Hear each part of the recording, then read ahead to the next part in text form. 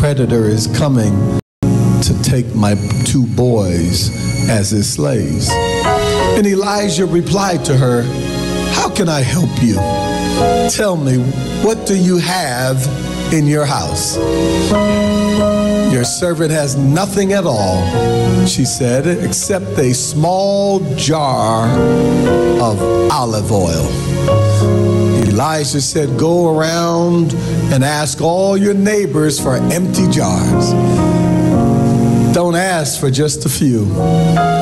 Then go inside and shut the door behind you and your sons. Pour oil into all the jars, and as each is filled, put it to one side.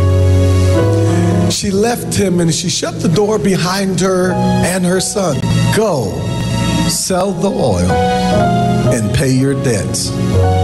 You and your sons can live on what is left.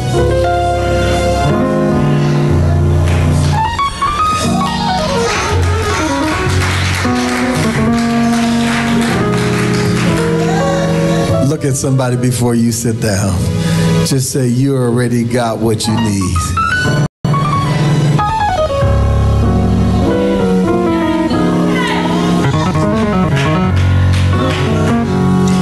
You already.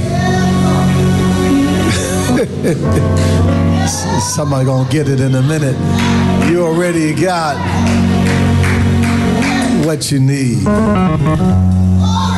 She says to Elijah, she says, I have nothing except a jar of oil.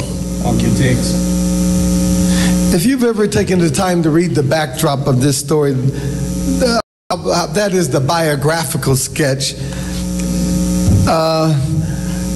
If you ever had the time to really go back and read and do some research of certain great business leaders and entrepreneurs, one thing that you'll discover that in many instances, while people know of the companies and the franchises that they built, they know very little about the person who's behind the brand.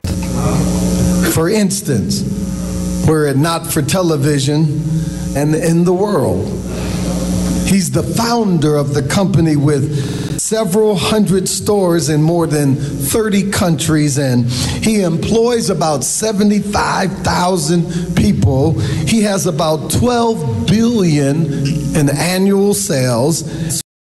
The folks in Memphis right now, they're eagerly waiting the grand opening of his newest store. Who is he? He's the founder and CEO of a company called, anybody know it? IKEA. Here's the point that I'm trying to make to y'all. These persons did not or have not made big names for themselves, but they did big things.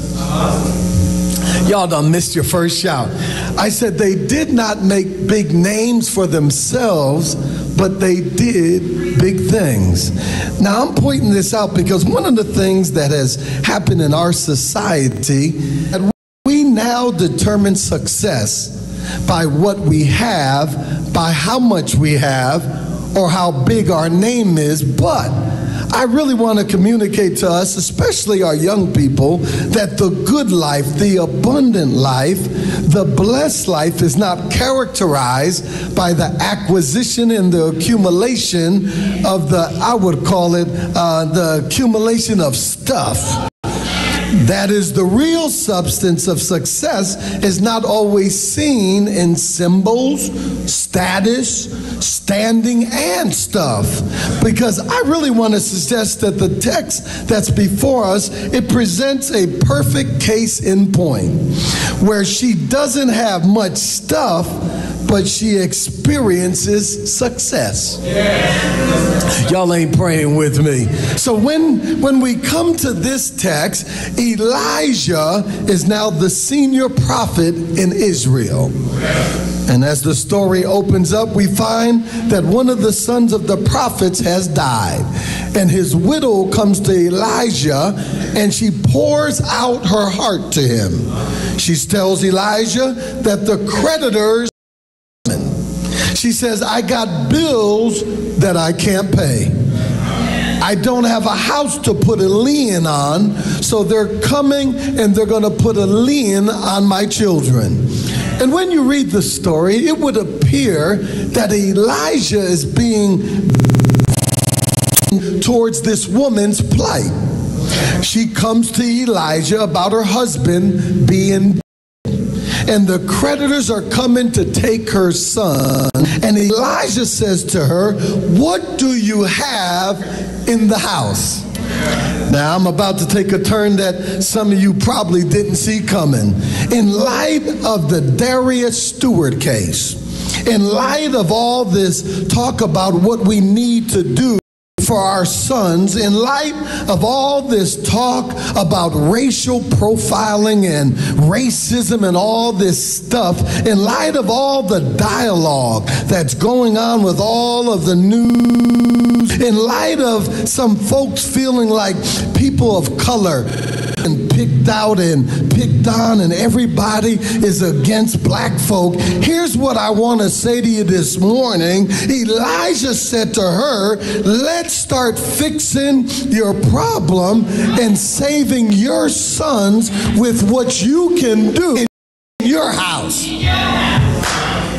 I told y'all ain't nobody gonna shout today. Elijah says to her, the place that we're going to start to save your sons is by discovering what you got in your house that can help your situation.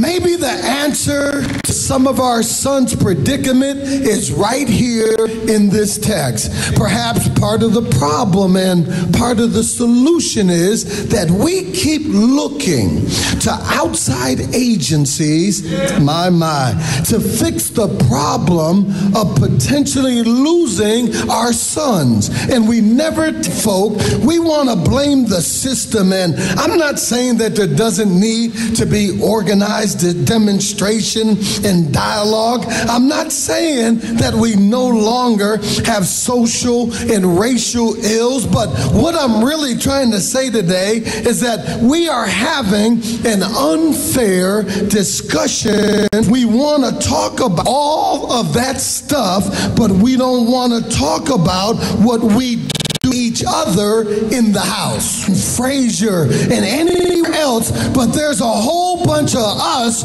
killing us. Oh, I wish y'all would talk back to me. The question has to be asked, what are we doing in the house?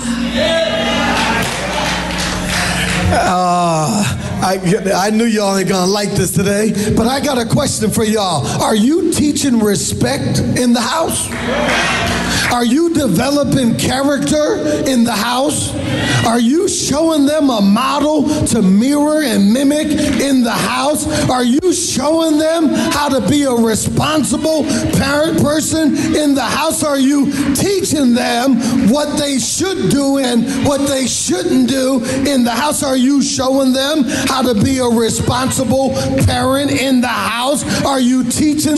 Are you making them learn about building an empire instead of just watching empire in the house? Are you teaching your sons how to dress for success in the house? Are you teaching your sons how to conjugate a verb and how to talk like they got sense in the house? Are you teaching your sons what it means to be a young